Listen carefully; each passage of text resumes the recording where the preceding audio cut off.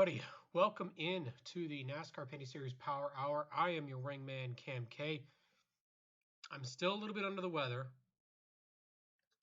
COVID and bronchitis together are not very fun, but we'll try and make it through here. I'm not sure if I've been able to make it in onto the Facebook page once again. It looks like we're having, once again, problems trying to get connected onto Facebook on GeForce TV's page. However, we're here. A good amount of people tuning in already to talk about the NASCAR Pinty Series. Of course, it is an off week. We are coming off of a nice time off after what was a long trip for the teams out to Eastbound Park in Avondale, Newfoundland, the first time they've ever been there. And yeah, it's been a bit of a rough go there, Mitchell. COVID into bronchitis, and I still have congestion in my right ear, so I can't really hear. Still here to talk about the NASCAR Pinty Series, though, and I'm really happy to be back. I got our Pinty's products right behind me. Of course, there's plenty more that you can choose from on a beautiful night like tonight. Get yourself some of the Pinty's products and help support our series. I want to thank Matt Myler Photos for a beautiful screenshot of Marc-Antoine Cameron with the checkered flag from Eastbound Park. First time heading out to Eastbound Park was one fun time for a lot of people. And even though I was not at the racetrack, it took maybe a couple laps for me to fall in love with the racetrack. I absolutely love it.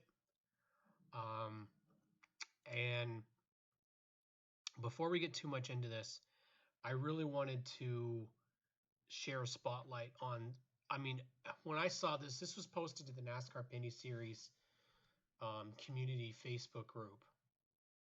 And it blew me away with how well it was produced.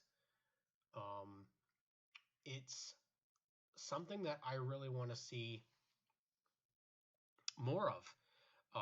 And for people, I would love to be able to do something like this video, except I just don't have the knowledge nor the talent to do so. But Ryan Reed posted this to the NASCAR Pinty Series community group, and Reedinson Media is there in the chat. And I have to show this video. It's a hype up video of all hype up videos. It might end up being something we use as our intro, because it showcases cars, it showcases the drivers in such a way that that's what I would love to present them as. I'm sure Ryan has a lot more that he didn't actually use for it, but sit back and enjoy everything, because this is, when I say this is exactly what I want to see in some of a hype up video for the NASCAR Pinty Series from a fan, from somebody who isn't in the NASCAR Pinty Series media. To put something on like this is just phenomenal, and I'm so excited, and I cannot wait to see more.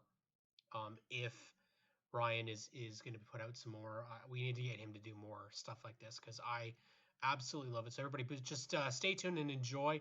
The music's it's up there. It's a little bit of a good beat. But I definitely enjoyed this, guys. So definitely, let's sit back and relax and enjoy Reedinson Media. Follow them on YouTube. Go subscribe to their channel for some amazing videos, and let's enjoy this NASCAR Pinty Series look back.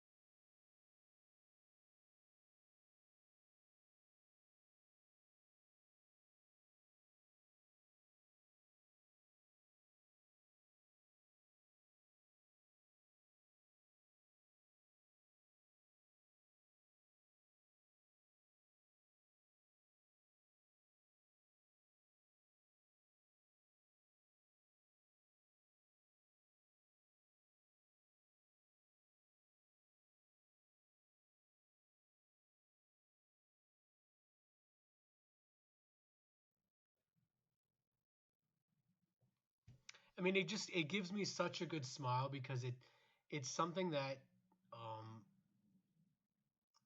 it highlights a lot of things that we don't typically get to see. I mean, it's something that I myself would love to put together. Um, Camera wise, I don't think we're up there in terms of the quality, but uh, Ryan, that is just it's just amazing. Spotlighting some sponsors, showcasing drivers. You got Brandon Watson smiling on camera. I mean, that's not the easiest thing to do. Um, the talking with Todd Lewis and JP at the end, absolutely love that. Getting Martin DeAnjou when he's not behind the camera for Fasti Drag, that's impressive. Getting your local drivers embracing their fans, getting shots of the drivers getting giving autographs and taking pictures. It is exactly what showcasing this series is why we want to do this, why I do this show, is to see videos like that afterwards, is to see people going out and doing this on their own. um, Redenson does it, Riegser on YouTube as well. He does a fantastic job as well. Regan McCauley does an amazing job. It could very well be that my mic isn't plugged in properly. You just see. I'm just going to turn on my volume so I can hear it. Yeah.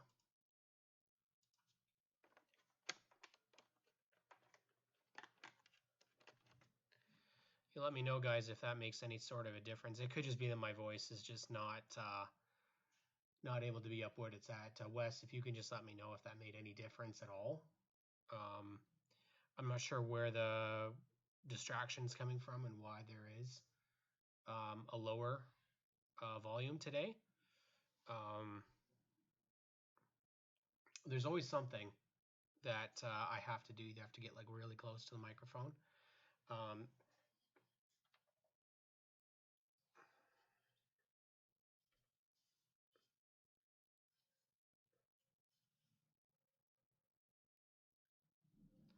I don't know if this is going to make any difference or not. I just tried to crank the volume up on the microphone.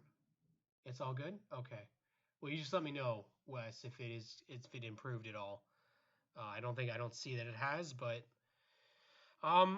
we're gonna head into our results. And this was first off, like I said, go follow Regan McCauley, Riegser.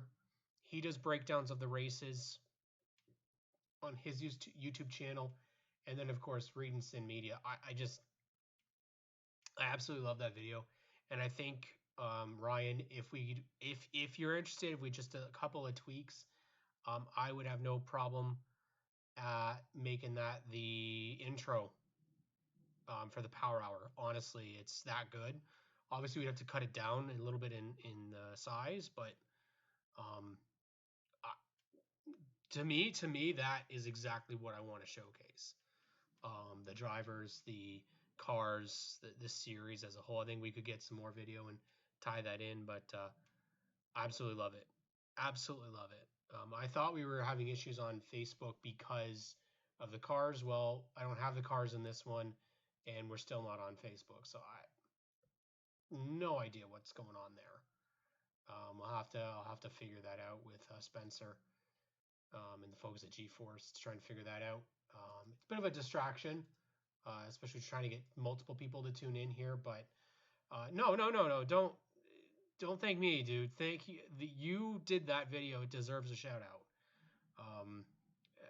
I'm only here as a representation of the fans of the series. I'm not with the series itself, but I'm telling you right now, man, that needs to be shared. It's like when we Reekster did a video on the why the Pinty series needs to be followed, and to me it was an easy choice to try and get people to tune into that, because that's what we want. I want more people to more coverage equals more eyes, more sponsor interest. That's what we need. We're going to move on, but obviously just want to say thanks to Ryan Reed. And if there wasn't a racing name right there, Ryan Reed, except it's EID in this case, not EED, but Reed and Sin Media and Reegster on YouTube. Both those guys do an amazing job, and I'm really, really pumped to see more Pinty series content out there. It's quite nice to see that we're not just doing this for kicks. We're making a difference, and that's what we want. I agree, Mitch. I think it's perfect for the intro. Listen, I'm not going to go out there and say that I take credit for a lot of stuff here. I don't, because I'm not the most skilled photographer. I'm not the skilled talker. Hell, I'm not even skilled enough putting these shows together. But when I see talent, I know it. And these guys, Matt Myler's photos, and the video by Ryan Reed here, perfect stuff for what we want to see for the series. I mean, other names like Stephen Ellis, Raymond Vigneault, constant putting out fantastic stuff. So definitely want to shout out those guys and show what they do. All right. So yeah, things didn't really work out in terms of the sizing here. Let me move myself over a little bit, and we'll increase this. Who cares if it doesn't have the perfect layout today? It's a little close to my face. So Marc-Antoine Cameron finally got that win. It's interesting because he's been the most dominant car by far this season, just hadn't had the win. And I know JC Paillet put this program together for a reason with Marc-Antoine Cameron, and because he believes in him. And I think we're seeing right now that he is the real deal this season. That's not a fluke. Now, where he's having the luck and the good runs, his teammate, on the other hand, just isn't having it. And when we talk about luck, we can't go any farther than the guy who finished at the back of the field. Didn't make it to lap 1. And Brett Taylor, I am so crushed for the Fast Eddie team, the North Country Property Maintenance team. Brett comes out from Alberta to run. I don't know what they're going to have to do, but it's just not working this season. I don't know if it's just a matter of he and Jason not gelling, or if Brett's just putting way too much pressure on himself, if the cars aren't really what they were hoping. I wouldn't mind seeing those Dodges go back on the 3. I loved the 3 on a Dodge. I thought it was such a good looking car. But unfortunately, Brett didn't get very far. And hopefully, and I'm saying hopefully, it was a mechanical failure and there wasn't really anything he could do about it. Donald Teach was another guy who, he's been fast, but the luck just isn't there. And he had a flat tire, hit the wall, suspension damage, day was done. Such a shame for him as well, because he is starting out, and it's been a rough start to their season. Obviously didn't make the first race of the season at Sunset Speedway due to parts issues, and weren't able to finish strong at Chaudier after contact, and they were up front. They started up on the front row. They were fast. And yeah, the problem, I guess you look and go, Teach is not running the full season this year. He's just running the ovals. So unfortunately, those runs are kind of where his luck's been.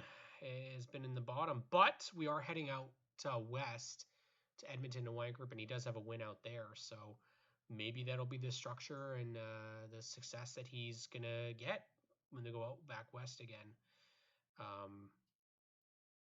Andrew Ranger, once again, another mechanical problem for the 27.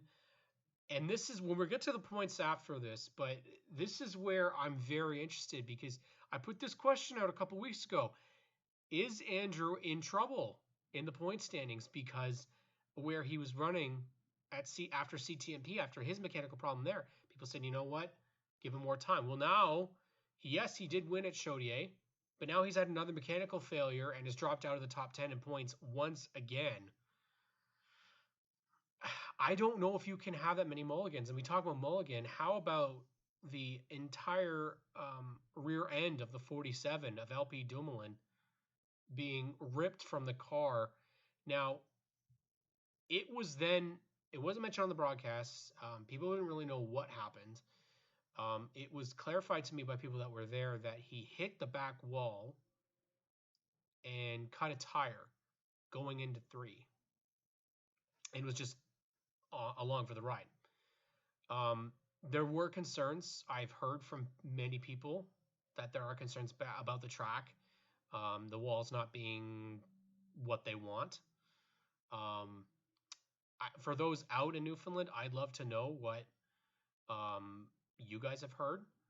Uh, I believe they're going to have to make a change for next year. I just, it's my gut feeling that the way that that wall jets out, I don't know if they can do something about that, but I don't think that solution needs to, like, I don't think the water barrel thing is a good idea. Just based off of how he hit it. Um, whether or not that stays, I don't know. But this track, to me, put on one hell of a show. Yeah, we did have that huge wreck for LP, and I think one of the things is, I have my opinion on those walls they have up. I don't agree with them, and I suggest, yeah, I, I have the same opinion, Mitch. I think they're dangerous, and I know that just comes off of what the track has, right? It's no different from what we're going to see in Toronto. Toronto has those walls as well, but they also have tire barriers, right? So it's a little different. Um, it's a tough call. It really is, because I think the track is really good, but it's narrow enough. So they can't go off making giant changes to the racetrack and narrow it anymore, because otherwise they're not going to have any room to run. I think we saw a little how narrow it is, in that there are periods where you can drive side by side, absolutely, and that's what made it very attractive. Um, Glenn Stiers, and I'm crushed for Glenn because he was flying. He had the best run he's been having. Um, on the broadcast, they had said that Glenn Stiers' car hasn't been right the whole season. They've been having a miss, some sort of an issue with it, and they finally got it corrected. And then unfortunately, he hit the wall and was done early as well. Now, Sarah Thorne didn't get a ton of time in the car. She didn't practice a lot. Um, she set a record. She's made history. The youngest female driver at 18 years old to be in the NASCAR Pinty Series. I don't expect this as a one-stop for her. I would hope that we're going to be able to see more of her. Um, the main issue that we have in the NASCAR Pinty Series is we don't have longevity with female racers. That's the biggest problem. Erica Thiering, Chantel Kalika, Julia Landauer, you can go on. We haven't seen full seasons since Isabelle Tremblay, and that's a while ago. Um, there's a lot of talent in Ontario for women. There's a lot of talented women in Quebec. There's a lot of talented women out west and out east. I think Chantel is the most ready of the women that have been in there. But if I throw in somebody experienced like an Amanda Bolson, who has a lot of experience racing the short tracks, that's great. I think that would be excellent.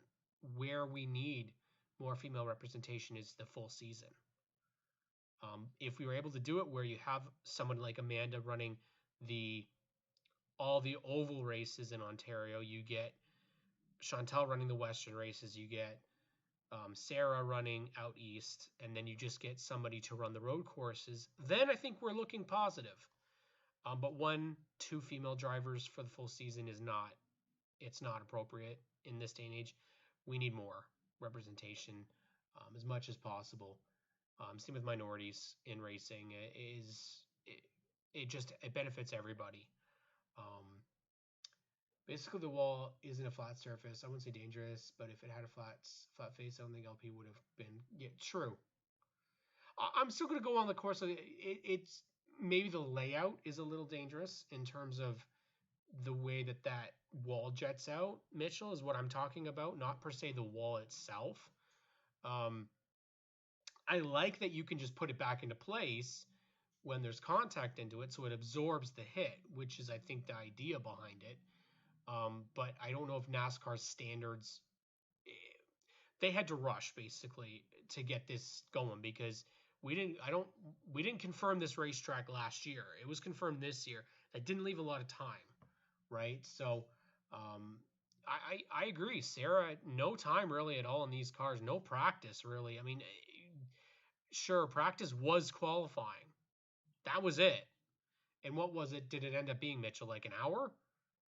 That's not enough time to learn. So her finishing 17th, she had a couple spins towards the end of the race.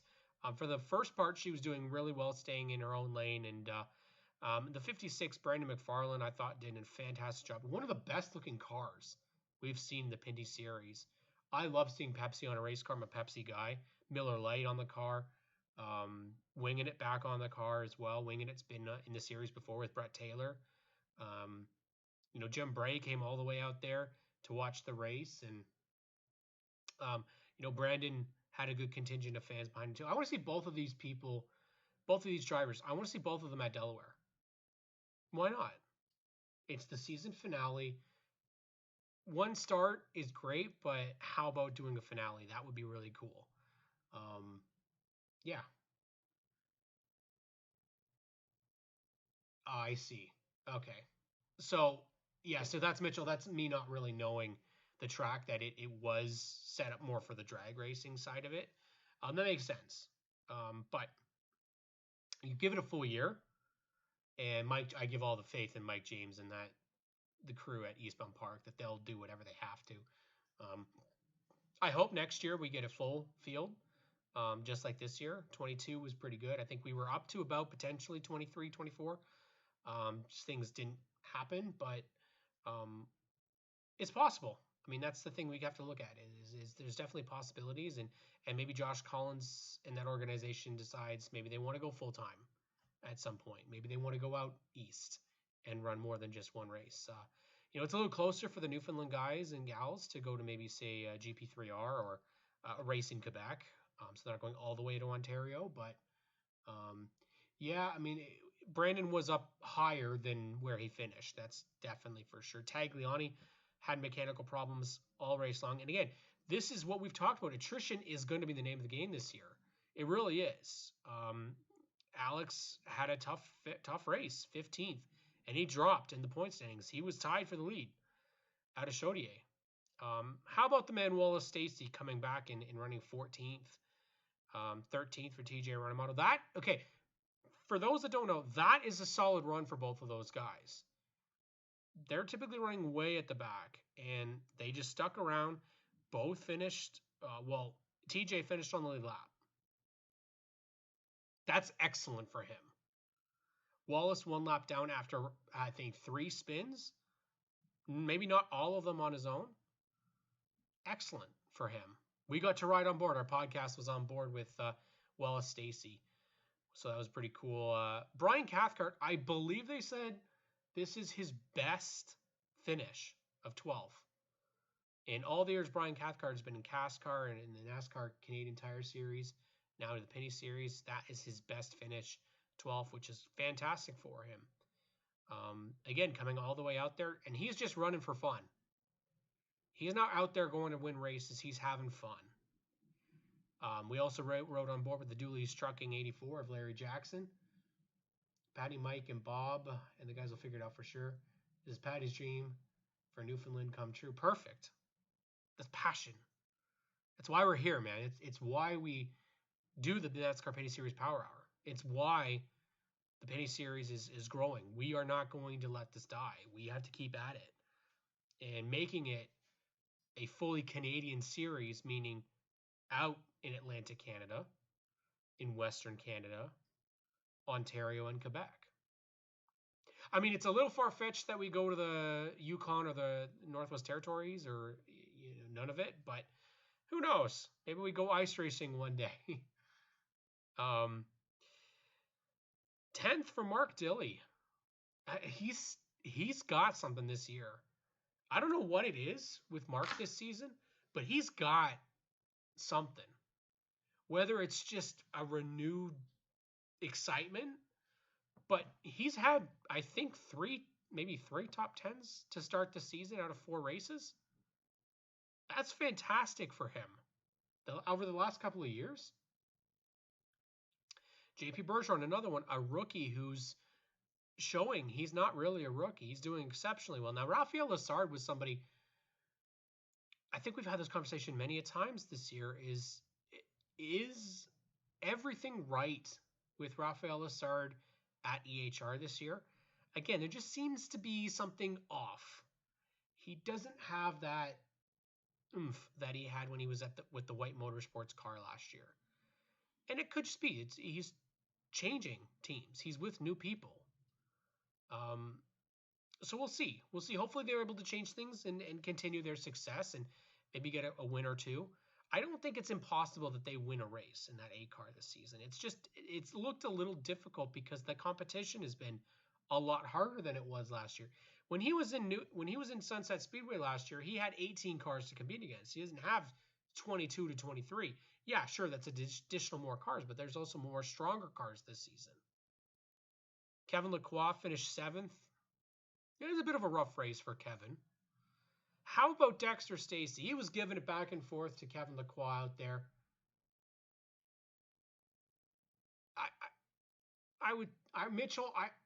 The main thing is if we want to keep the 3-year deal and we're going to keep it after, there has to be incentive. There has to be financial incentive to go.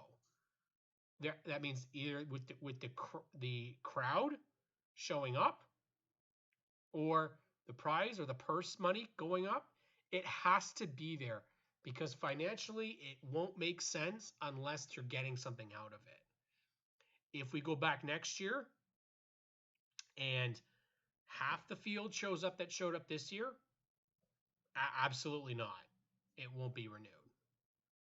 But if we come back next year and it's even stronger, then absolutely. We've talked about those big events. They're starting to become more and more bigger events in this series. Yeah, Toronto is what it is. It's not the big event because it's not the headliner. It's the Friday afterthought. And I love the Indy. I do. But when we go to GP3R, when we go to Newfoundland, we are the hot headliner. That's the difference. They were treated like the headliner in Newfoundland. And I think you get even more oomph behind it after the first year. That's how you build momentum for next year. Dexter Stacey, 6th place. Freaking love this. I absolutely love seeing that for that 92 Bullies Truck Stop team. He impressed last season. He did better than Cameron in the points last year. And he basically didn't race the second race of the season because the car was too damaged. Cameron missed that final race as well. But Cameron won. And Dexter finished ahead of him. Dexter Stacey has taken those necessary steps. He's with an organization now that is proven winners. And I think if you were to look at all of the 3 full-time drivers, him, Wallace, and Brett, he's been the leader of that team. Easily. And sometimes that's what you need, is you just need that maturity process to take place. He's been down to the Xfinity Series. He's run down there. He's come back here and is showing that time he's not making the silly mistakes. He sure still makes mistakes. That's definitely true. All the drivers in the series do. But from what I've seen this season, I'm not just saying that because he runs our decal on his car. He seems so relaxed, so chill, enjoying himself.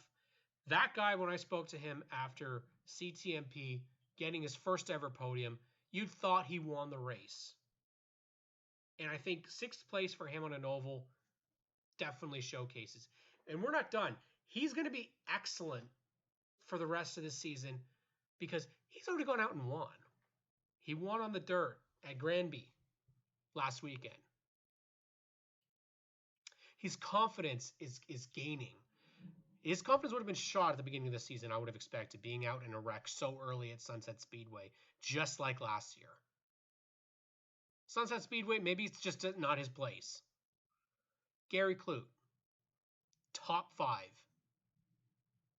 He had the opportunity to wall Lacroix if he wanted to. But Gary Clute, as we've talked to him last week, he was our episode on the Stickers and Scuffs podcast last week. Gary knows what happened.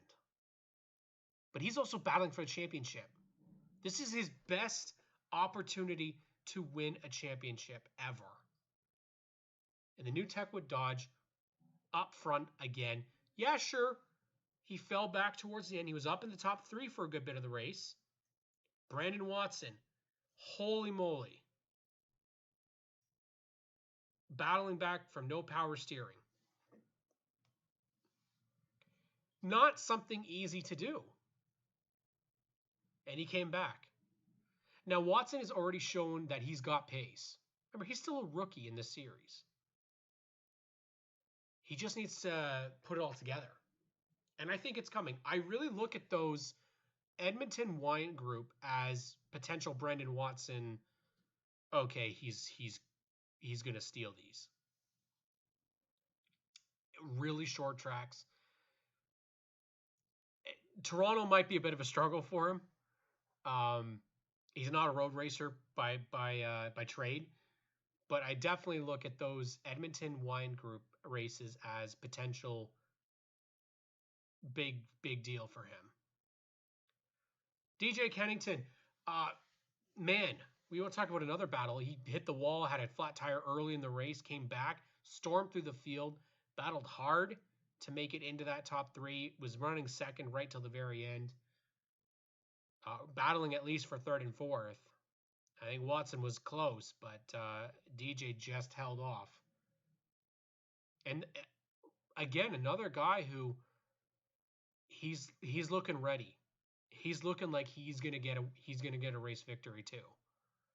And that's where you're like, somebody isn't gonna get a race victory this year. Is it Lassard? We already know that 3 guys have won races so far this season that are going to be in the championship battle.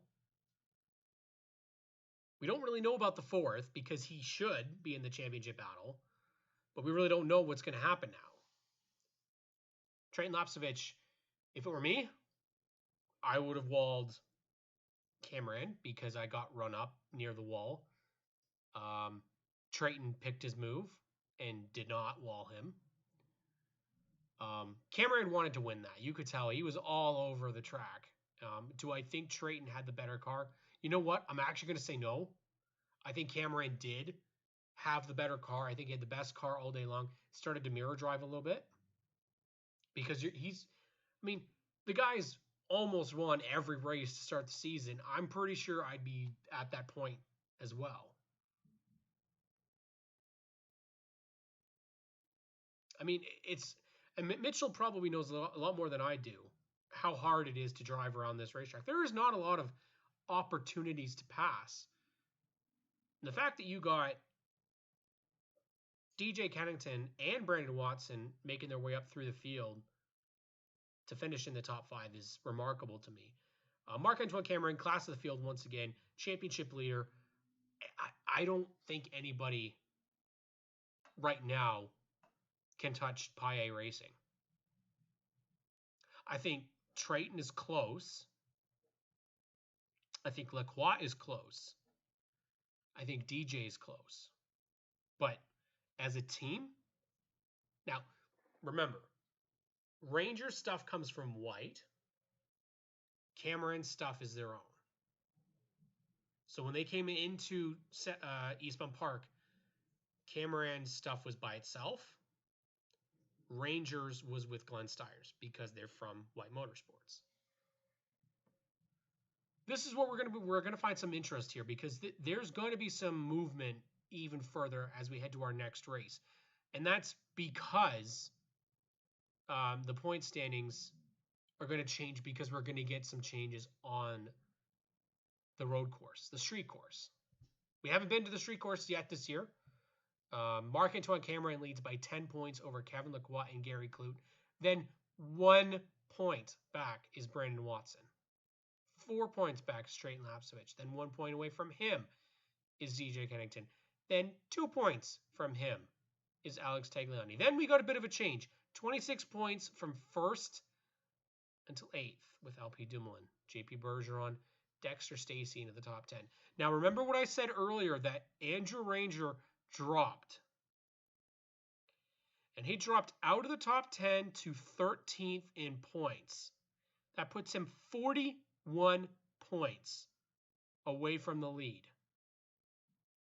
Now, that's to the lead. He needs 42 or more to take the lead. We've had 19, 18 full-time drivers this season. 18. Andrew Ranger sits 13th in the point standings. I love Andrew Ranger. I absolutely love Andrew Ranger. If there is somebody that can come back from 41 points, it is Andrew Ranger. However, if his teammate keeps running the way he is, there is absolutely no chance. Cameron is absolutely killing it.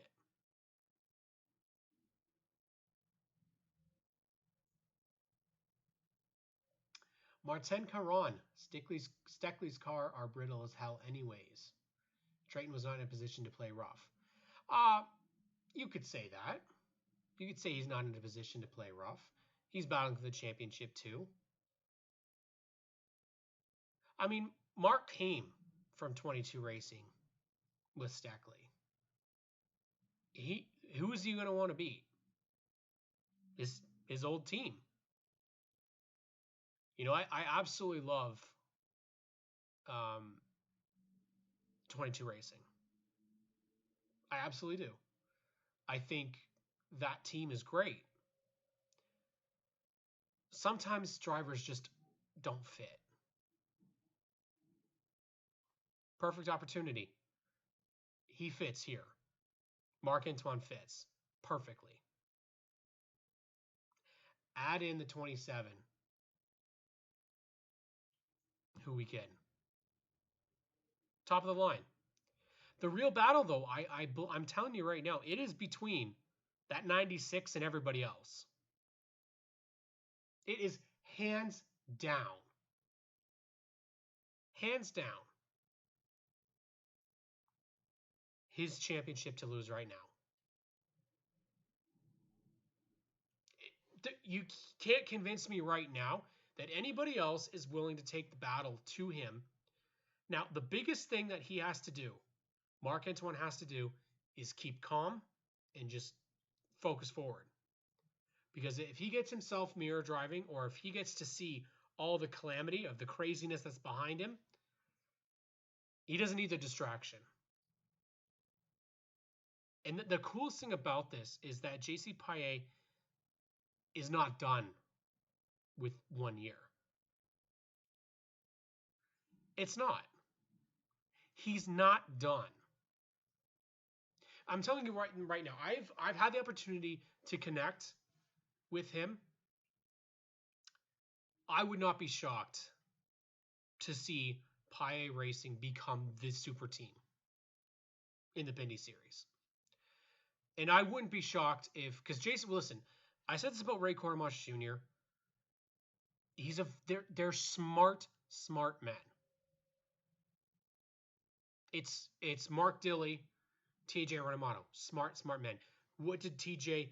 They put Gary Clute, Brandon Watson, Trayton Lapcevich in their stuff. Great decision. Cormash, what did he do? Put Lessard in it. What did Payet do? Andrew Ranger, Cameron. Not only that, and I'm still saying this right now, is I'm telling you that decision to bring in Caden Lapcevich could. Listen. I don't think people are giving enough credit to JC Payet on the choice of Caden Lapcevich. Yes, they've had mechanical problems. That's absolutely true. But if he was going to pick and have a third car and a driver, you're getting somebody in your team that's already a champion in the series. You have Andrew Ranger, who's already a 3-time champion in the series. Like, are we kidding here? So Garrett, Cameron versus Lacroix versus Lapcevich. I mean, yes, absolutely. I would take that in a heartbeat. The problem is that when we say that, Garrett, we're also forgetting about Brandon Watson. We're forgetting about DJ Kennington, Tagliani, LP Dumoulin. Who's to say that LP Dumoulin is not going to come back, win Toronto, win GP3R, win one of the races out west, and then all of a sudden he's in the championship battle? We've not even thought about that aspect of it. We've been very lucky. 4 races, 4 different winners, even though Cameron could easily have won all 3 of those races. Look at the stats. Look at this one here. This is what I'm talking about. 443 laps led this season. Look at how much he's led compared to everybody else. It's staggering. Almost 500 laps. He hasn't led that much in his entire career. Was it the 96? Is that all we needed? I love it. I mean, it's showing what we saw these glimpses of with Cameron. We saw it in Toronto multiple times when he was in the 22, where he'd get out there, he had the opportunity to lead, and then he'd either overdrive it or it would get to him, and he'd mirror drive. I don't see that this season. He did a little bit of that during Sunset. I think we could say, he had to try and be careful, trying to, play the games like what Lassard played. But he's also got to watch out because Gary Clute is excellent on the road courses. We've seen that already. He was all set to win at CTMP. So Clute has an opportunity on the road courses. That's 100% true. I think Cameron has the advantage, however, because he, and similar to Ranger and Lacroix, they can win on both. That's where the real kind of battle needs to be, is the battle between drivers that can win on both types of circuits. Then you add in the dirt. Now, where does the advantage go? Well, a lot of Quebec drivers have dirt experience. People are sleeping. Dexter Stacey just won at Granby in the dirt. Raphael Lassard runs dirt all the time. Andrew Ranger has run dirt. Marc-Antoine Cameron has run dirt. It's going to be one hell of a season. It has been already. 4 races in. 4 different winners. Brandon Watson has won the pole twice. And then, of course, you had LP Dumoulin winning the pole at Sunset, or at Chaudier. Didn't really have a, quote, pole sitter. Which race did we not have a pole sitter? CTMP. I mean, it's hard to pick that favorite right now because I look and go, okay, where has Cameron done well before? Well, he's done well at CTMP. He's won at, he's won at Eastbound Park. Now, there's not really a comparison to that. But if you take, not Chaudier, Saint Eustache, he's where he's won. Saint Eustache. So he's good at that type of oval, which I found very similar to Eastbound Park in a way. They kind of came across very similar. Do I think Cameron is going to do as well throughout the entire season? Well, right now, he's not giving me any reason not to think that. Whereas Kevin Lacroix has kind of had some off weeks. Gary Clute has had some off weeks. Yes, Cameron did have the issues at CTMP. However, where was he running before that? He was running away with it before that. Now, what really is going to be very interesting to see is what happens in these next 3. You have Toronto, Wyant Group, and Edmonton. Now, Wine Group is actually not the name. It's Sutherland Automotive. But you have 3 short tracks out west, 1 street course. Teammates could come into effect, whether somebody gets in the way or if there's traffic and you get involved in an accident. We've already seen that multiple times this year. You saw it really early at Chaudier with the spin out from Cameron to Brian Cathcart. Similar, you saw JP Bergeron get involved with TJ Renamato at Chaudier, lead lap car. There's going to be more of that this season. And as we head to Toronto, okay, we could potentially have the biggest field we've had this season.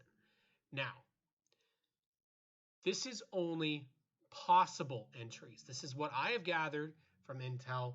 This is what I've gathered from people within the community letting me know. However, this is all subject to change. Let's take a look here. So Glenn Stiers, we know, is running full-time. JP Bergeron, TJ Renamato, Brett Taylor, Peter Kloot. We know that 6 car will be back for Toronto. Ray Jr. Cordemosh, Brandon Watson, Matthew Kingsbury, LP Montour, we can expect to be back, which is going to be fun because he had a great top 5 finish in his first start of the season at CTMP. Kennington, Tagliani, Lapsevich, Ranger, Daniel Bois, there's another one. Fantastic run. He was running in the top 5 at CTMP before they ran out of fuel pressure. He's somebody who's going to be probably tight to beat. Alex Gannett, again, was supposed to run the road courses this season. We haven't seen him this season yet. Unfortunately, weren't able to participate at CTMP due to an illness. LP Dumoulin, Gary Kloot, Mark Dilley, Wallace Stacey, Brian Cathcart, Kevin Lacroix, Larry Jackson, Dexter Stacey, Mark Antoine Cameron, Sam Fellows, and Matthew Scannell. I'm adding in potentially the 56 for Jim Bray Racing. That's not Brandon McFarlane per se, but maybe a Malcolm Strawn. We know he's run the 56 before. Maybe we get a Jason White appearance. Maybe that 28 from DJK comes out. Brent Weller, I believe, is from Toronto, so I can't imagine that he wouldn't want to race in the streets of Toronto. And then David Thorndike typically runs. Promotive Racing typically does run CTMP and then Toronto. They did say, however, earlier this season that they wouldn't run Toronto, but you never know. Things may have changed because they didn't run CTMP. Maybe they'll be able to run Toronto instead. So who knows? I mean, we could potentially be up to 23, 24, 25. I mean, the most we could get to 26. I don't think really there's a huge. I don't think there's going to be much more than that. I mean, you could add maybe. Yeah, I don't know if there's going to be anybody. I'm personally of the belief that if we had James Hinchcliffe, that would be a huge get. Somebody from the IndyCar garage, maybe a Dalton Kellett or Devlin DeFrancesco, a Jones Soda car. Come on, how cool would that be? They're more than likely going to be too occupied with that, but I'm still of the belief Robbie Wickens, if you could get hand controls in a Pinty's car, that would be something special. Maybe JC Paye has connections there with Chevrolet. Probably won't be able to do that because he's connected with Hyundai, but still would be cool. Mitchell, I'm really excited to read that comment there. I'm going to read it outright. I'm going to be honest. I have only followed the Pinty series a little. This year I decided to make a point to follow a lot more, even before the Eastbound announcement. And now I'm realizing why I haven't followed the series more in the past.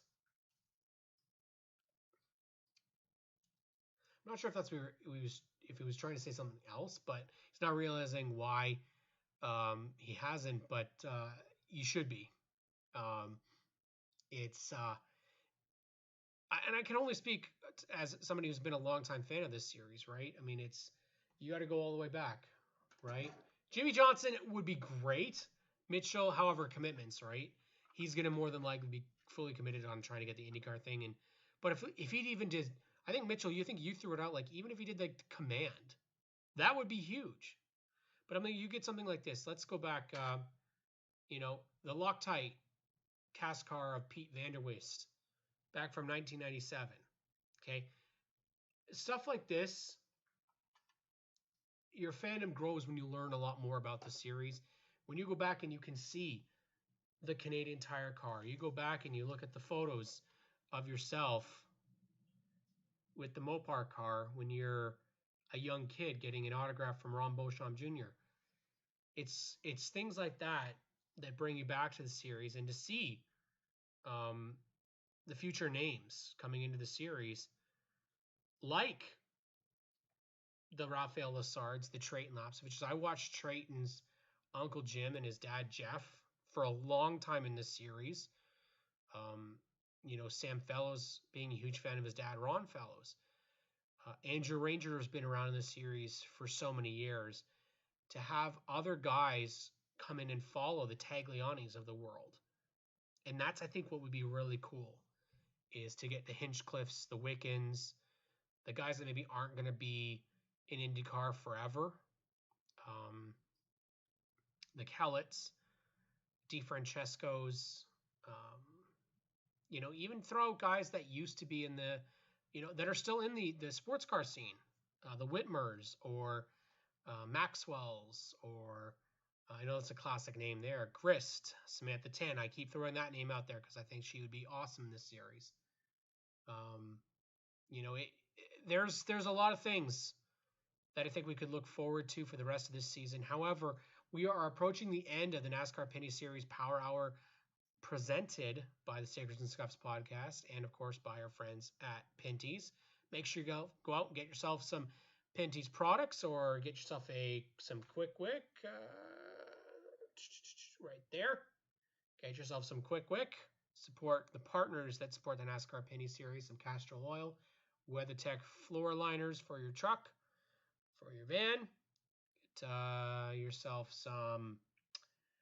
a car at Paye Chevrolet. Get yourself, I'm trying to remember all this stuff off the top of my head. If you need that assistance in your life, get your Viagra from Pfizer Canada.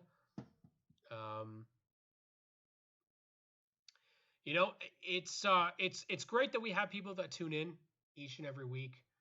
It's great that we have people that come in and have a chat with us. And we're going to be heading to Toronto in 2 weeks. I'd love to see you there. I'm planning on being in the Pinty Series paddock for most of the day, and then catching the race at my local racetrack, which is the streets of Toronto. It's a provincial thing, absolutely, Mitchell. But you know what? Go out and support your local racing too, and I know you do. They're the guys and gals that we want to see week in and week out. We continue to grow Eastbound Park, and then grow the tracks out in Atlantic Canada, and hopefully build up the scene there. I mean, motorsports can survive, but it needs a lot of help, and that's the biggest thing. Why do I do this show? Why do I do the Stickers and Scuffs podcast? Because racing needs some support, and I want to give back to something that's given me so much joy in my life. I look forward to watching racing every weekend, and I am absolutely gutted when there is no racing. It drives me bonkers, and so now I get to the point where I create fictional race cars just to try and attract sponsors to the series. I love it. I love the growth. I love that we have Ontario and Quebec drivers. I love that we have drivers from all different facets of motorsport come in. And you know what? We're definitely on our way up. And that's what we want to see. We want to continue to see the NASCAR Pinty Series grow years on into the future, because Pinty's has made that commitment to us. We need to make that commitment to them. So definitely, guys, thank you guys for tuning in. Once again, I made it through without a huge stumble. I was expecting my voice to give out. Luckily, took a nice Hall's cough drop before we started, and we're going to get ready to go. Next week, we'll be talking all about Toronto, because next Friday, is our race in Toronto. And there was an announcement Semia made on G-Force TV this past week at Ohsweken about a Cup Series driver who is going to participate at our dirt race at Ohsweken. Make sure you stay tuned for who that is. We don't know the driver, we don't know the team that he's driving for yet. But ring, ring, give yourselves a bit of a notice as to who that could be. And, definitely make sure you go out and support. When we go out to the dirt track, we're going to have some big names come out there. And like I said, it's really exciting. It's not going to be some Yahoo. You're going to see somebody out there that knows how to fix stuff, and he can repair his own car. He knows how to go out there and dirt race, and he's done it at that racetrack several times. So, I just want to say thank you all for tuning in. Make sure you join our NASCAR Facebook group and the NASCAR Pinty Series community Facebook group, hitting over 4.7K. We are trying to get to 5K by the end of the season. At this rate, we will be there before the end of next month. So, thank you guys so much for tuning in to the NASCAR Pinty Series Power Hour with your wingman, Cam K. Have yourselves a great night. We'll talk to you all next month.